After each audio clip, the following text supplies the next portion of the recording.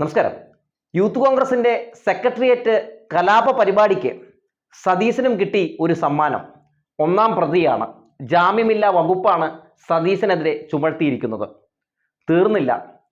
രാത്രി മുഖ്യമന്ത്രി പിണറായി വിജയൻ സതീശന് കണക്കിന് മറുപടിയും കൊടുത്തു.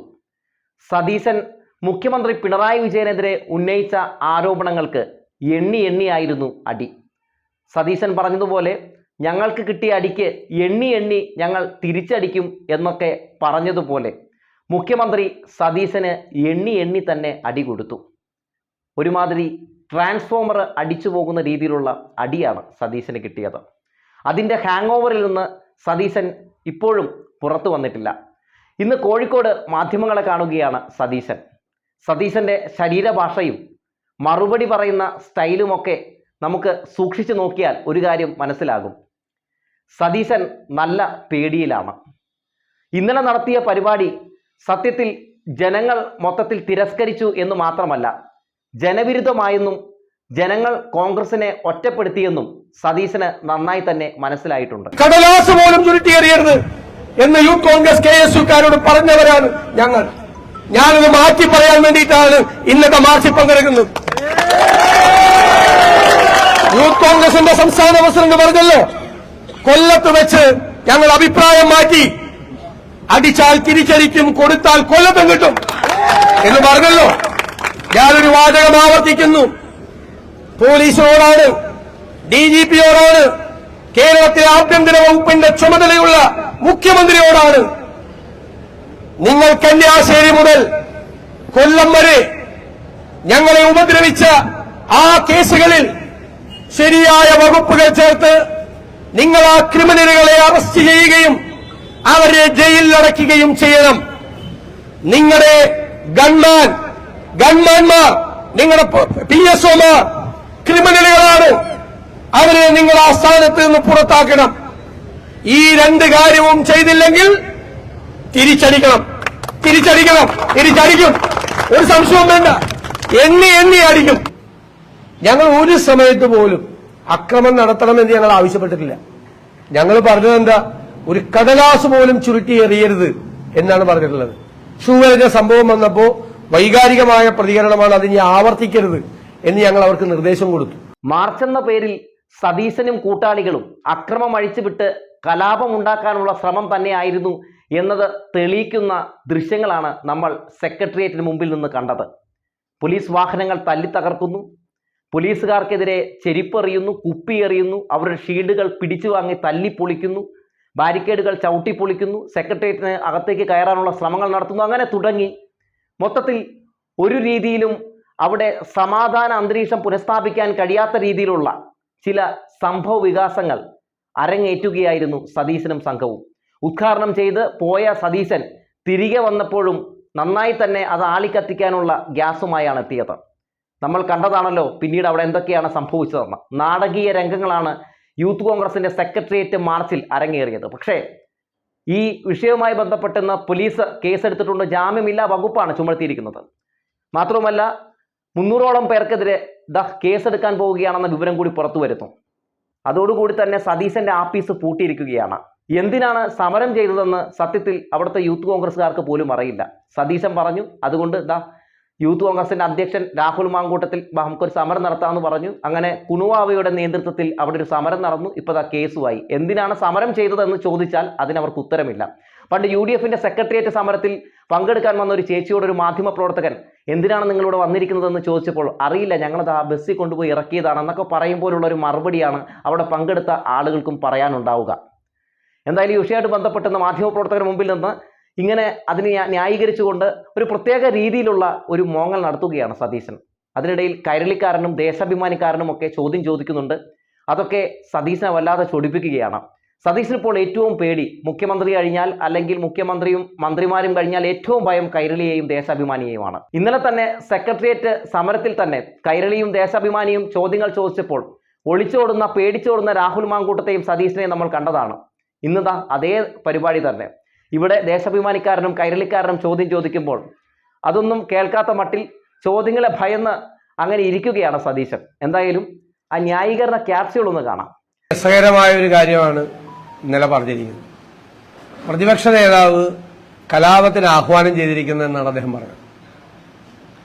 ഈ നവകേരള സദസ്സുമായി ബന്ധപ്പെട്ട് നടന്ന മുഴുവൻ അക്രമങ്ങളുടെയും പൂർണ്ണമായ ഉത്തരവാദിത്വം മുഖ്യമന്ത്രി പിണറായി വിജയനുള്ളതാണ്. അദ്ദേഹമാണ് ഏത് കേസെടുത്താലും ഒന്നാം പ്രതിയാകേണ്ട ആൾ. കാരണം ആദ്യത്തെ അക്രമം ഉണ്ടാകുന്നത് കല്യാശ്ശേരിയിൽ കരുതൽ തടങ്കലിൽ യൂത്ത് കോൺഗ്രസുകാരെ എടുത്തു എന്നതിന്റെ പേരിൽ പ്രതിഷേധം പ്രകടിപ്പിക്കാൻ സമാധാനപരമായി കരിങ്കൊടി കാണിച്ച ആളുകളെ ഡിവൈഎഫ്ഐക്കാര് ആക്രമിച്ചതാണ്. CPM-കാർ ക്രിമിനലുകൾ. പോലീസ് കേസെടുത്തത് ഇരുമ്പ് വടി കൊണ്ടും ഹെൽമറ്റ് കൊണ്ടും ചെടിച്ചട്ടി കൊണ്ടും വധിക്കണമെന്നുള്ള ഉദ്ദേശത്തോടുകൂടി ക്രൂരമായി ആക്രമിച്ചു എന്ന് വധശ്രമത്തിന് പോലീസ് കേസെടുത്ത FIR എടുത്ത കേസിൽ പോലീസിന്റെ ചുമതലയുള്ള ആഭ്യന്തരമന്ത്രി പറഞ്ഞത് അത് ജീവൻ രക്ഷാ പ്രവർത്തനമായിരുന്നു, മാതൃകാ പ്രവർത്തനമായിരുന്നു, അതിനിയും തുടരണമെന്നാണ്.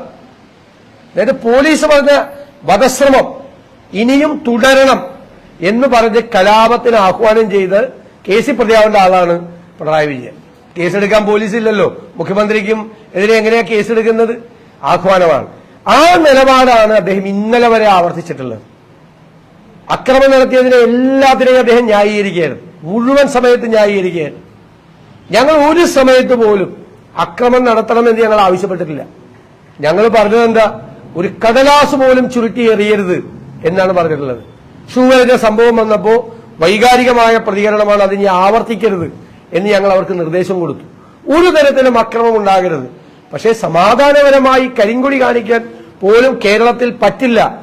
പോലീസിലെ ക്രിമിനലുകൾ, മുഖ്യമന്ത്രിയുടെ ഗൺമാന്മാരായ ക്രിമിനലുകൾ, അതുകൂടാതെ അറിയപ്പെടുന്ന ഗുണ്ടകളെ ടെമ്പോ ട്രാവലിൽ കൊണ്ടുവരുന്നാണ് മുഖ്യമന്ത്രിക്ക് സംരക്ഷണം ഒരുക്കിയത്. ആലപ്പുഴയിലെ ആലപ്പുഴ SP കാപ്പ ചുമത്തണം എന്ന് പറഞ്ഞ് റെക്കമെൻഡ് ചെയ്ത ഒരു വലിയ ഗുണ്ടയാണ്. അയാളുടെ നേതൃത്വത്തിലാണ് അവിടെ യൂത്ത് കോൺഗ്രസ് KSU പ്രവർത്തകർക്ക് നേരെ ക്രൂരമായ അക്രമം അഴിച്ചുവിട്ടത്. അപ്പൊ എല്ലായിടത്തും കല്യാശ്ശേരി മുതൽ കൊല്ലം വരെ നടന്ന അക്രമം നിങ്ങൾക്കറിയാം. രണ്ട് കാലുകളും ഇല്ലാത്ത നിലത്തുകൂടി ഇങ്ങനെ ഇഴഞ്ഞു പോകുന്ന യൂത്ത് കോൺഗ്രസിന്റെ സംസ്ഥാന ജനറൽ സെക്രട്ടറി ഭിന്നശേഷിക്കാരനായ അജിമോനെ വരെ ക്രൂരമായി മർദ്ദിച്ചു. ഞങ്ങളിത് എല്ലാ ദിവസവും കണ്ടുകൊണ്ടിരിക്കുകയാണ്. സഹി കെട്ടപ്പോഴാണ് ഞങ്ങൾ പറഞ്ഞത് അടിച്ചാൽ തിരിച്ചടിക്കുമെന്ന് പറഞ്ഞു. സഹി കെട്ടപ്പോ ക്ഷമയുടെ നെല്ലിപ്പലകം മുഴുവൻ കണ്ട് സഹി കെട്ടപ്പോഴാണ് പറഞ്ഞത്. കാരണം ഈ എല്ലാ ദിവസവും കുഞ്ഞുങ്ങൾ തല്ലുകൊണ്ട് ആശുപത്രി കിടക്കുകയാണ്, ക്രൂരമായി ആക്രമിക്കുകയാണ്. മഹാരാജാവ് എഴുന്നള്ളതുപോലെ എഴുന്നള്ളാണ് മുഖ്യമന്ത്രി. ഒരാൾ കരിങ്കൊടി പോലും കാണിക്കാൻ പാടില്ല എന്ന് പറയാം. അതേ സമയത്ത് ഗവർണറെ കരിങ്കൊടി കാണിക്കാൻ മുഖ്യമന്ത്രി SFI-കാരെ പറഞ്ഞു വിട്ടു. അവരെ പാല്, തേല്, ചക്കരെ എന്ന് പറഞ്ഞിട്ടാണ് പോലീസ് അവിടെ നിന്ന് കൂട്ടിക്കൊണ്ടുപോയത്. കരയല്ലേ മോളെ എന്ന് പറഞ്ഞിട്ടാണ്. ഞങ്ങൾ ഒരു ഫീഡിംഗ് ബോട്ടിലൂടെ കൊടുക്കണ്ടായിരുന്നു. കാലിക്കറ്റ് യൂണിവേഴ്സിറ്റി ക്യാമ്പസിൽ സമരം നടത്തിയ SFI സംസ്ഥാന സെക്രട്ടറിക്ക് അതുപോലെയാണ് പോലീസ് ചേർത്ത് കൊണ്ടുപോയത്. ഞങ്ങളുടെ കുട്ടികളോട് അതാണോ പോലീസ് ചെയ്തത്? ഇന്നും കോഴിക്കോട് KSU ജില്ലാ പ്രസിഡന്റ് ക്രൂരമായ മർദ്ദനമേറ്റ് സൂരജ് ആശുപത്രി കിടക്കുകയാണ്. പോലീസ് സ്റ്റേഷനിൽ കൊണ്ടുപോയിട്ടാണ് അസിസ്റ്റന്റ് കമ്മീഷണറുടെ നേതൃത്വത്തിൽ CCTV ക്യാമറ ഇല്ലാത്ത സ്ഥലത്തേക്ക് വലിച്ചു കൊണ്ടുപോയി ക്രൂരമായി മർദ്ദിച്ചത്. ആശുപത്രി കിടക്കുകയാണ്. SFI-കാരോട് ചെയ്ത സമീപനമാണോ KSU-കാരോട് യൂത്ത് കോൺഗ്രസുകാരോടും ചെയ്യുന്നത്? വ്യാപകമായി അക്രമമാണ്, വ്യാപകം, കേരളം മുഴുവൻ. മുഖ്യമന്ത്രിക്ക് ഭീതിയുണ്ടോ എന്നാണ് ഞാൻ, മുഖ്യമന്ത്രി ഭീരുവാണെന്നാണ് ഞാൻ പറഞ്ഞത്. എന്തുകൊണ്ടാ? ഇത്രയും പോലീസുകാരുടെ അകമ്പടി, 150 വാഹനങ്ങളുടെ അകമ്പടി, കൂടാതെ ഗുണ്ടകളുടെ അകമ്പടി, അദ്ദേഹത്തിന് എസ്കോർട്ട് പോകുന്നവർ മാരകായുധങ്ങളുമായി മുമ്പിൽ സഞ്ചരിച്ച് റോഡിൽ നിൽക്കുന്നവരെല്ലാം വീശി അടിക്കുന്നു. കേരളത്തിലെ ഏതെങ്കിലും മുഖ്യമന്ത്രി ഇതുപോലെ യാത്ര ചെയ്തിട്ടുണ്ടോ? അതിന് മറുപടിയാണ് സുധാകരനോട് ചോദിക്കാൻ, KPCC പ്രസിഡന്റിനോട്. ഞങ്ങൾ സുധാകരനോട് നേരത്തെ ചോദിച്ചിട്ടുണ്ട്. സുധാകരൻ പറഞ്ഞ അദ്ദേഹം ഭീരുവാണെന്നാണ് പറഞ്ഞത്. ഭീരുവല്ലാത്ത ഒരാൾ ഇത്രമാത്രം പോലീസിന്റെ അകമ്പടിയിൽ ആര് പ്രശ്നം ഉണ്ടാക്കിയിട്ട? ഈ കുട്ടികൾ കരിങ്കൊടി കാണിക്കുന്നതുകൊണ്ടോ? ഏത് കുട്ടിയാണോ അദ്ദേഹത്തിന്റെ വാഹനത്തിന് മുമ്പിലേക്ക് ചാടി വീണത്? വാഹനത്തിന് മുമ്പിലേക്ക് ചാടി വീണത് ഗവർണറുടെ വാഹനത്തിന് മുമ്പിലേക്ക് SFI-കാര്. അവിടെ രക്ഷാപ്രവർത്തനം നടത്താൻ പോലീസ് പോയില്ലല്ലോ. ABVP-കാര് വരിയിലിറങ്ങി അടിച്ചല്ലോ. അപ്പോ ഇവര് രക്ഷാപ്രവർത്തനം നടത്താൻ പോയില്ലല്ലോ. അപ്പോ KSU-കാരെയും യൂത്ത് കോൺഗ്രസുകാരെയും അടിച്ചാൽ ആരും ചോദിക്കില്ല എന്നാണ് ധാരണയെങ്കിൽ ആ ധാരണ തെറ്റാണ്. ഈ അടിച്ചാൽ ഞങ്ങൾ തിരിച്ചടിക്കുക തന്നെ ചെയ്യും, ഒരു സംശയമില്ല. അത് ഞങ്ങളുടെ തീരുമാനമാണ്. പക്ഷെ അപ്പോഴും ഞങ്ങളൊരു കണ്ടീഷൻ പറഞ്ഞു, കല്യാശ്ശേരി മുതൽ കൊല്ലം വരെ പോലീസ് നിഷ്പക്ഷമായി ഈ കുട്ടികളെ ഉപദ്രവിച്ചതിനെതിരായി കൃത്യമായ കേസുകൾ എടുക്കണം. കേസുകൾ എടുത്തില്ലെങ്കിൽ നിയമം ഞങ്ങൾ കയ്യിലെടുക്കുമെന്നാണ് ഞങ്ങൾ പറഞ്ഞത്. ഞങ്ങൾക്ക് നിവർത്തിയില്ല, ഞങ്ങൾ പറഞ്ഞതാണ്. അത്രമാത്രം കുട്ടികളാണ് ജയിലിൽ കിടക്കുന്നത്, കഴുതൽത്തടങ്കലിൽ അറസ്റ്റ് ചെയ്ത് കൊണ്ടുപോകുന്നത്, ക്രൂരമായ മർദ്ദനമേറ്റ് ആശുപത്രി കിടക്കുന്നത്. ഇന്നലെ ഒരു SI അല്ലേ, പുരുഷ SI അല്ലേ ഒരു പെൺകുട്ടിയുടെ വസ്ത്രം വലിച്ചു കയറിയത് തിരുവനന്തപുരത്ത്. എന്നിട്ട് 6-7 പെൺകുട്ടികളെ ഒരു കടയിൽ തടുത്തു വച്ചിരിക്കുകയാണ്. വിരട്ടാണ് വരെ മോശമായി സംസാരിക്കുകയാണ് അവരോട്. അതറിഞ്ഞിട്ടാണ് ഞാൻ പോയി അവരെ ഇറക്കിക്കൊണ്ടുവന്നത്. എന്നിട്ട് പൊതുമുതൽ നശിപ്പിച്ചതിന് എനിക്കെതിരെ കേസെടുത്തിരിക്കുകയാണ് 1-ാം പ്രതിയായിട്ട്. എല്ലാവരുടെയും ദൃശ്യമാധ്യമങ്ങളുടെ മുന്നിലാണ് ഞാൻ അവരെ ചെന്ന് ഇറക്കിക്കൊണ്ടുപോയത്. അതിന് ഞാൻ പൊതുമുതൽ നശിപ്പിച്ചു എന്ന് പറഞ്ഞിട്ട് എനിക്കെതിരെ കേസെടുത്തിരിക്കുക. എന്നെ പേടിപ്പിക്കാന്ന് കരുതിയ പിണറായി വിജയൻ, കേരളത്തിലെ മുഖ്യമന്ത്രി. അല്ലല്ല, അത് അദ്ദേഹം തിരുത്തിയല്ലോ. മുഖ്യമന്ത്രി അല്ല, KPCC പ്രസിഡന്റ് അല്ലല്ല, KPCC പ്രസിഡന്റ് അത് എന്താ ഉദ്ദേശിച്ചതെന്ന് അദ്ദേഹം വ്യക്തമാക്കി, അത് തിരുത്തി പറഞ്ഞല്ലോ. അദ്ദേഹം പറഞ്ഞു നല്ല ആളുകളെ എല്ലാവരും വെക്കണം, ഏത് പാർട്ടിയിലാണെങ്കിലും കാര്യമില്ല. ഇപ്പൊ വെച്ചിരിക്കുന്നത് അത് പറഞ്ഞപ്പോ അങ്ങനെ ആയതാണ്. അദ്ദേഹം ക്ലാരിറ്റി കൊടുത്തല്ലോ. ഇപ്പൊ ഞാൻ പറഞ്ഞത് തന്നെയാണ് അദ്ദേഹം തിരുത്തി പറഞ്ഞത്. ഏത് പാർട്ടിയാണെന്നല്ല നോക്കേണ്ടത്, ഓരോ സ്ഥാനത്തിലും അർഹരായ ആളുകളെ വെക്കണം, അല്ലെങ്കിൽ പാർട്ടിക്കാർ കൊടുക്കുന്ന ലിസ്റ്റ് അല്ല വെക്കേണ്ടത് എന്നാണ് അദ്ദേഹം ഉദ്ദേശിച്ചത്. അപ്പൊ അത് ആദ്യം പറഞ്ഞപ്പോ അത് ക്ലിയർ ആയില്ല. തീർച്ചയായിട്ടും താങ്കൾ എന്നോട് പറഞ്ഞതുപോലെ ഒരു അവ്യക്തത വന്നു. അപ്പൊ KPCC പ്രസിഡന്റ് വ്യക്തത വരുത്തിയ തിരുത്തി പറഞ്ഞു. അല്ല, അത് അദ്ദേഹം സംസാരിച്ചപ്പോ ഒന്ന് ഓരോരുത്തരുടെ സംസാര രീതിയല്ലേ, അദ്ദേഹം അത് മനസ്സിലായപ്പോൾ അവ്യക്തത വന്നു, തെറ്റായി അതിനെ വ്യാഖ്യാനിച്ചു എന്ന് പറഞ്ഞപ്പോൾ അദ്ദേഹം തിരുത്തി. അപ്പം എനിക്കും തെറ്റുപറ്റാൻ പാടില്ല, നമുക്കൊക്കെ തെറ്റുപറ്റാൻ പാടില്ല. തെറ്റുപറ്റി നമ്മൾ തിരുത്തും. അല്ലല്ല, അതൊന്നും അങ്ങനെയല്ലല്ലോ, ഇത് അങ്ങനെയല്ലല്ലോ കൈകാര്യം ചെയ്ത്.